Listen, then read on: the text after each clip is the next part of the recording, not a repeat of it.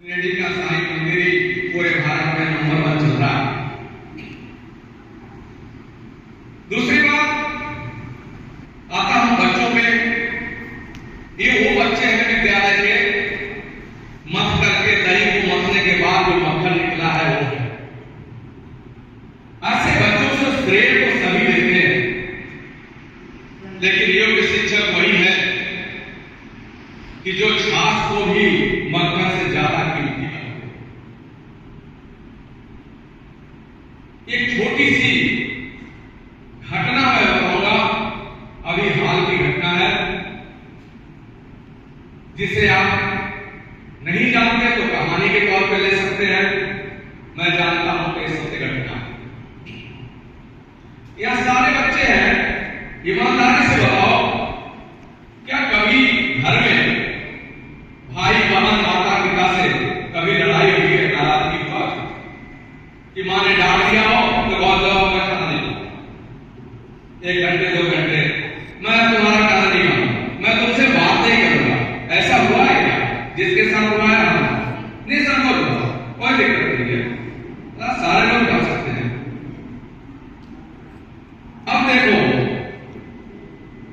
एक सत्य घटना, एक बार एक बच्चा मां का खाना नहीं मांगता है, मां गुस्सा हो जाती है। कौन से सुनो इस बात, बस 2 मिनट की कहानी है, घटना सत्य घटना। अंत में मां ने उसको थप्पड़ मार दिया और वो मां से नाराज होकर के घर छोड़ करके चला जाता। ऐसा होता ही बहुत बार होता, बहुत लोगों के साथ होता है। लोग घर भी छोड़ते हैं, परीक्षा के दौरान तो दुनिया भी छोड़ देते हैं बहुत सारे बच्चे। कितना प्रतिशत असफलता में माता पिता गार्जियन और शिक्षक करते हैं, तो बालक घर छोड़ करके चला जाता है। सुबह का टाइम था, घर छोड़कर चला जाता है, लेकिन जैसा समय है, दोपहर होता है, उस बालक को जोर की भूख लगती है।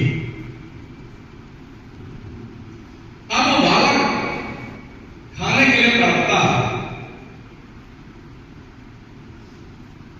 मां से घर से नाराज होकर घर छोड़ के भागा है तो घर वापस नहीं जा सकता। अंत में भटकते भटकते एक रेस्टोरेंट के सामने पहुंचता है,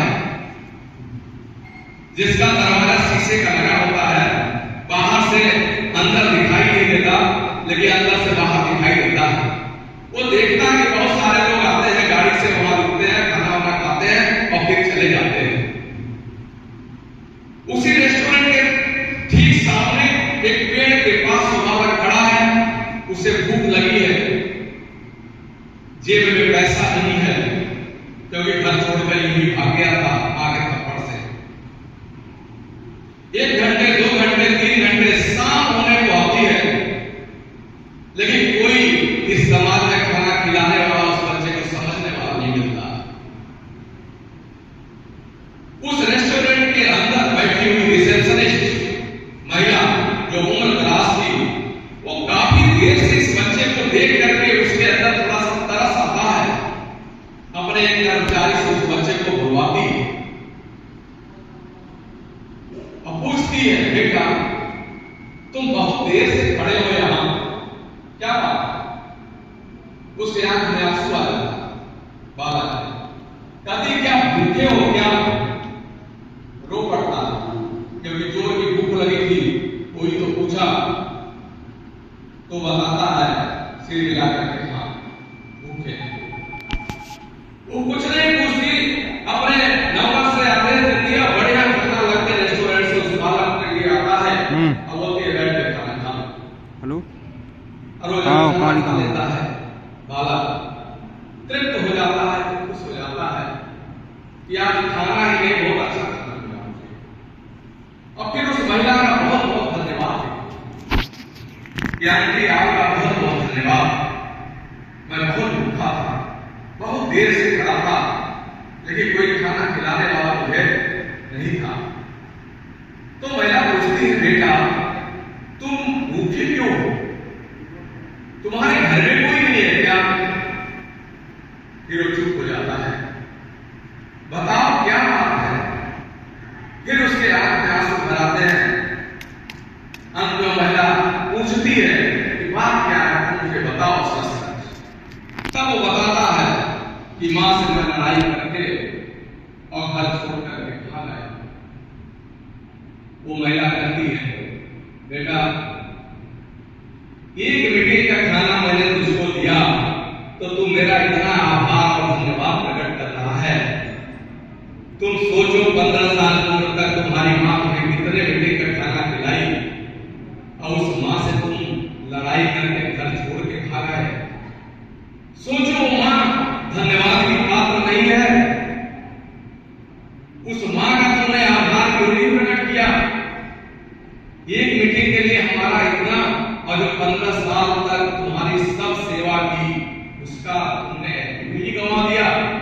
बालक खबर करके मुझे लगता है और फिर वहां से दौड़ करके सीधे बगैर कुछ सोचे घर पहुंचता है और मां के गले लग जाता है, रोने लगता है। उसे तब गलती का एहसास होता है, लेकिन मां सिर्फ एक ही बात कहती है, बेटा तुम सुबह से निकला है, भूखा होगा, चलो खाना मैं तैयार करके तुम्हारा इंतजार कर रही थी कि कब मेरा बेटा आएगा।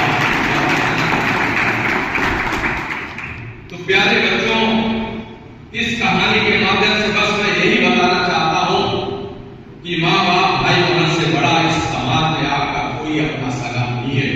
इस बात को आप अपने जीवन में बैठा लो और बगैर उनके आशीर्वाद के आपको कोई कामयाबी मिलने वाली नहीं है इस दुनिया में।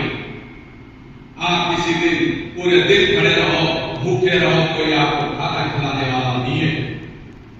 तो एक संकल्प आज इस दरबार में ले लो कि कुछ भी हो जाए, मां थप्पड़ मारे, पिता डंडे मारे, चाहे जितने डांट दिखाए, लेकिन हमें कभी मां पिता और भाई से लड़ाई करनी है तो बोलो नहीं करनी है।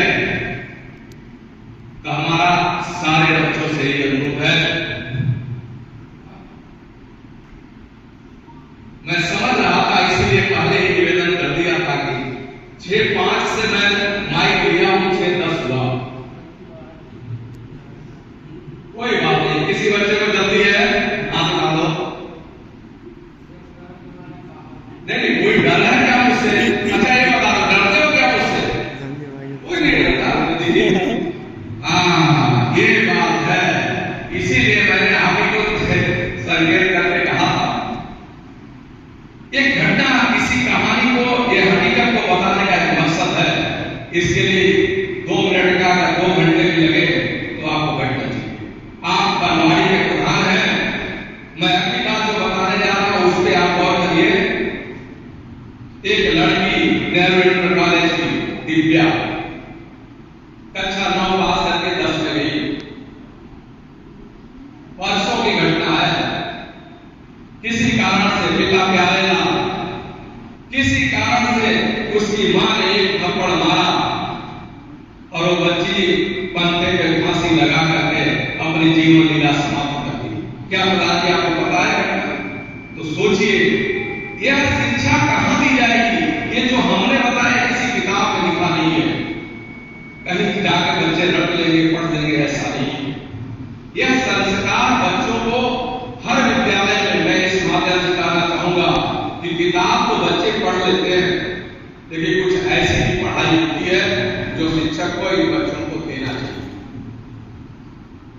इसी के साथ आपका सम्मान करते हुए अब मैं बातों को समेट रहा हूं। बातें तो 2-3 और करनी थी, लेकिन फिर कर लेंगे। प्रधान जी का सम्मान है। बच्चे, हमारी ढेर सारी शुभकामना आप सबके साथ है। बस एक नशे की गोली मत खा लेना, ये मत समझ लेना कि तुम ही टॉपर हो। एक कतई मत समझना कि तुम ही टॉपर हो, क्योंकि देख लो आज जो इंटर में फर्स्ट सेकंड थर्ड आए हैं, इंटर में कितने लोग आए थे फर्स्ट सेकंड थर्ड? यहाँ बैठे हाथ लगाओ। क्या कमाल लीजिए। क्या आप हाई स्कूल में भी फर्स्ट थे? वेरी गुड, इनके लिए एक बार जोरदार ताली हो। कई बार बाहर बनाया गया, सब कुछ हुआ, लेकिन क्या जोरदार ताली यही होती है? उपेंद्र सर ने हर बार कहा, सारे बच्चों को लेकर कहा जोरदार ताली। जोरदार ताली का मतलब बिना माइक के आवाज परवाड़ी तक पहुंचे, वो है जोरदार ताली। बजा सकते हो? हाँ या ना?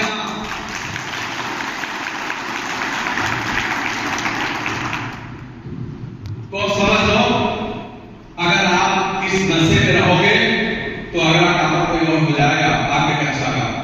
इसलिए केवल ये समझो कि हम काम नहीं किए हैं, हम मेहनत किए हैं। आज मेहनत का सम्मान हो रहा है, और ऐसा मेहनत आप लगातार करते रहना। जब तक आपको अपनी मनचाही संसार की मंजिल नहीं मिल जाती, तब तक आप मेहनत करते रहना। बाकी साईनाथ महाराज की आरती और का समय होने वाला है, और हमारे भी आरती का समय होने वाला है। तो मैं चाहूंगा इनकी तरफ से आप सभी बच्चों को ढेर सारा आशीर्वाद और आप सबकी मनोकामना पूर्ण हो, और बाकी सभी ने धैर्यपूर्वक सुना, उसके लिए बहुत बहुत मैं आभार प्रकट करता हूँ और ध्यान के लिए